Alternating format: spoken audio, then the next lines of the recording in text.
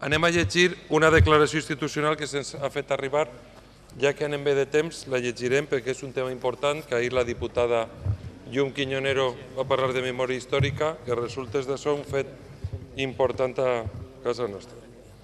Señorías, la resolució diu així. El 25 de mayo de 1938, hace ahora 78 años, la aviación fascista italiana, aviones Savoia S-79, que tenía su principal base militar en Mallorca, como la tenía la Legión Cóndor de las fuerzas nazis, atacó la ciudad de Alicante y dejó caer sobre el casco urbano y sobre el mercado central más de 90 bombas en breves pasadas. Las alarmas antiaéreas no llegaron a sonar, ya que los aviones no entraron por el mar, como venía siendo habitual. Alicante sufrió más de 70 bombarderos durante la contienda, sino que lo que hicieron desde el interior, escapando a las escuchas antiaéreas situadas en la playa del Postiguet o en el puerto orientadas hacia el Mediterráneo.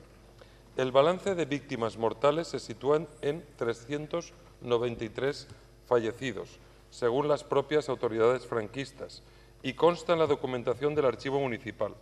Más de 1000 personas resultaron heridas. Esta misma mañana había llegado a la lonja de pescado una abundante captura de sardinas y las buenas noticias en tiempos de escasez habían provocado a que cientos de mujeres en las colas para conseguir pescado. La versión de los golpistas fue negar los hechos. Franco declaró a un corresponsal londinense de The Times, un mes después, el 28 de junio, el bombardeo de las poblaciones civiles por nuestros aviones, lo afirmo rotundamente, no existe. La versión franquista, el miedo y la represión caló durante décadas.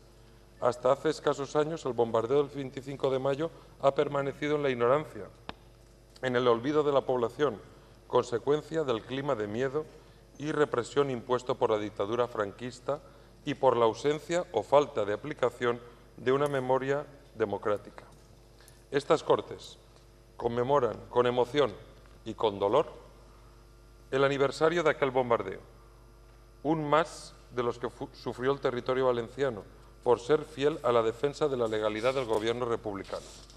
Se suman al homenaje que realizan en Alacant a las víctimas del bombardeo y a sus familias y mostramos nuestro compromiso en la defensa de la memoria histórica, democràtica i en la defensa d'una societat sin odio i sin violencia.